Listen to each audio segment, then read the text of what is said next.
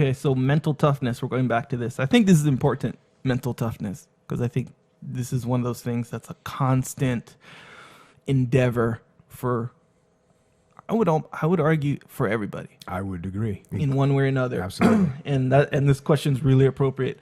Mental toughness is not just one thing. Some people are tough in the gym or in fights, but weak when their wife leaves them, for example. Do you agree with that? And this guy, and again, I wish I had, whoever you are, I apologize, because he actually makes a statement. This is a statement. Mm-hmm. Mental toughness is not one thing. Mm-hmm. And then he quantifies that statement by saying some people are tough in the gym or in fights, but weak when their wives leaves them. Mm-hmm. He says, do you agree? Well, I agree 100%. And this opens up a whole spectrum of reality. And that is that what is it that crushes a person? Because it's different for everybody. Everybody has this thing, this weakness that maybe it never gets uncovered. Maybe it does. And the fact that he's talking about, fighters and saying that people are tough in the gym, they're tough in fights, but they have some weakness that can crush them. I think we've seen that plenty. I mean, just famous people, famous fighters that this has happened to. John Bones Jones. I mean, obviously the guy's an animal in fights. He's an animal training in the gym, but he has some mental weaknesses that he needs to overcome, and that hopefully he will be able to, so he can reach his full potential. Mm-hmm.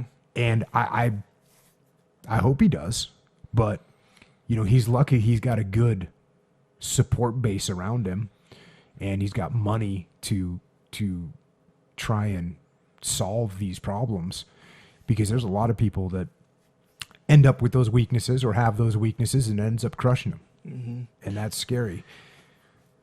And I'll tell you what the scariest thing is.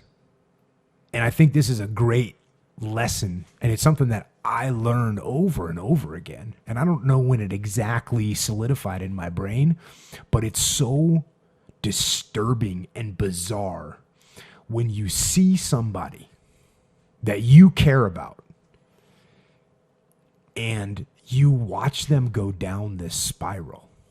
And it's so obvious what they have to do to stop it, to stop the downward spiral. It's like, get rid of that girl, or stop using that drug, or stop drinking, or do whatever the case may be, whatever that thing that's got them. And you're clearly telling them to stop it, and they don't. Yeah, because and I think I know what your point is going to be here. But when you say it's clearly obvious, kind of a way to put it is it's clearly obvious on paper, where you could point it out, and that person, the person you care about, he, she, whatever, they would probably agree with you. And you say, is this holding you back, you think? Or is this jamming you up? And they'd probably say, yeah. But to be like, just simply let it go. Let's say it was a girl. Let's say, I don't know, you have a good girlfriend or something like that. Yeah. And you're like, yeah, the girl's jamming me up. She's or not a guy, let's train. be fair. Or a guy, whatever. And, it's as simple as that. Get rid of the girl. But I think, and everybody's different, there's a certain need that someone has, an inherent need that girl is fulfilling. And that need is big. No matter how deep down it is, it's a big need, obviously, that they're letting that need get fulfilled in at the expense of their goals, their training, their whatever. So it's not that easy. It's obvious, sure, but it's just not that easy to be like, let's just get rid of the girl. I didn't say it was easy. Right. But I know you've seen this. I think we've all seen this, where you're looking at a situation with someone that you truly care about and you want to help them, and you could write down in 2 sentences what they have to do to completely resurrect and change their life. Mm-hmm. And it is as easy as getting rid of a girl or a guy that's in their life that's a disaster, or it's as easy as stopping the use of drugs and alcohol, or it's as easy as cutting sugar out of your diet because you're sick from it. Right. Or it's as easy as working out a certain methodology to get you through this situation. So it's horrible.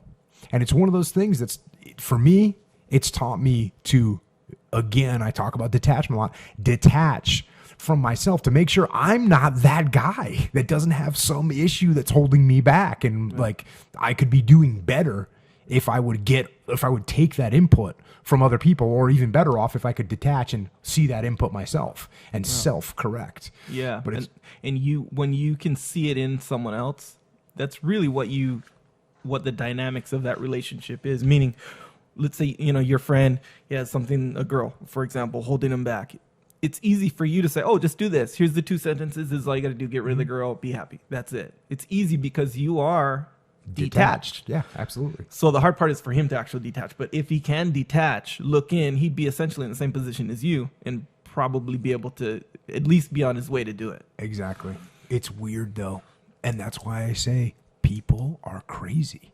Like, we do crazy things. Yeah. We make big mistakes. We get emotional. We do things that are crazy. Human beings do it. Mm-hmm. And that's very, very difficult to deal with. And it's really, it can be very sad to see. I've seen people with great, unbelievable potential that have, for all practical purposes, cast it away for some ridiculous reason that, again, if they would have followed 2 bullet points on a piece of paper that said, get rid of this girl and stop using this drug, their life would be different. And you can't help them. Yeah. And obviously, getting rid of a girl, that's clearly just an example. We're not saying girls are any sort of a problem. And we've seen the same thing with girls and guys. Girls that date this guy that's a disaster, that drags them down, whatever. Yeah. And it could be either one. We should just say relationship, so that we're being fair. Yeah. Toxic relationship. Yeah, toxic relationship. You use the word ridiculous, which cool, but I don't think it is really ridiculous, because if you break it down, I think, like I said, they have a certain need that isn't obvious to everyone, everyone aside. Even to them, it might not be obvious, but they have a need in there that this toxic relationship is fulfilling. It's jamming up a bunch of other things in their life or their goals, but it is fulfilling this little thing that they need. Well, okay, you can say that. That's but fine. That makes sense, though. I'm not going to argue with you. That's the root of the problem, though. Right, but if that need is, if basically the sum of that need, or the size of that need is bigger than the need of them achieving those goals, which may seem weird because it's like, oh, that teeny tiny need to be loved or accepted is bigger than being a champion of the world, it seems weird, but from an individual standpoint, how they feel on the inside, that need, in a lot of times, is bigger. Yeah, and that's what's crazy, which is why I said people are crazy. Because they make that determination. Yeah. And you can't help them. That's the piece. You cannot help them. Yeah. So, you can try. You can paint it out for them. You can tell them 1,000 times, 1,000 different ways. Yeah. I think I think there are ways to help. Obviously, I think it's like through like a therapy type of situation. Not necessarily like a professional therapy, maybe, but not necessarily. Or something really impactful. Well, yeah, I always hear, you always hear it's got to be the rock bottom. The person's got to hit rock bottom somehow. Right. And then they realize, oh, okay, I've destroyed my life. Now I'll start moving again. And you just wish you could help them before they hit rock bottom. I was talking about this today with Greg, hitting rock bottom. And the reason that it's and I'll just use the word easier. It's easier to move forward when you hit rock bottom is because you can't go any further deeper. Yeah. But that sounds obvious, but what that means is you're here right at the bottom. If below here is unacceptable, it's death, or it's, I don't know, jail, I don't know, whatever your rock bottom is. So you can never justify, oh, I've been doing it this way and I'm still here. You can never make that justification at rock bottom because I've been doing it this way and I'm here. That's unacceptable. You're at rock bottom. But let's say you're not at rock bottom, but you're pretty junk. You're not doing good, but you're making it. You're handling it. Sure, your job sucks, but I'm still here. I still got my car. Yeah, so they're able to justify. Yes. Yeah, I need to make an improvement. I'm gonna start on Monday. I'm gonna make an improvement. So they start on Monday. Okay, it goes good. Tuesday goes good. Wednesday, some temptation comes and whatever, the drugs or drinking, whatever. When they're kind of exhausted from putting in that effort to change. And it's like, okay, I'll just have one beer. I'll just start drinking again because, hey, really, I'm cool with it. You know, I made it. It's not that bad. They've accepted their station in life. Right. And when somebody accepts their station in life, then I guess they're not going to be motivated to do anything. Right. So, and that accepting their station is essentially their justification for relapsing. But when you're at rock bottom, you can't do that. So, I mean, obviously people's rock bottoms are different, like I said, but that's the reason that it's easier. I know it sounds crazy, but it's easier to move forward when you're at rock bottom. It's tough stuff. So, mental toughness. Yeah, like how you said, it is.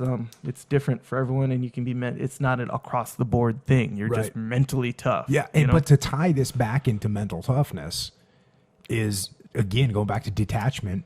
You know, I'm glad most of the people listening to this aren't dealing with a situation where they've got some grievous scenario going on and their life is on a downward spiral. Hopefully your downward spiral is that you slept in until 5:30. You know, that's the type of thing where you want to catch yourself. And like we talked about earlier, you want to get those little disciplines in place and build upon those and become better. Yeah. Stay out of never mind the rock bottom. Let's get to the top of this bad boy. That's what I'm talking about. Yeah. And with that, I think this might be kind of obvious, but it's important to recognize what elements or what aspects of your life that you are not quite as tough mentally at. You know, like if you have a weakness for beer and alcohol, then recognize that. Or I have a weakness for giving up when I start to get tired in training or something like that. Recognize that. Yeah.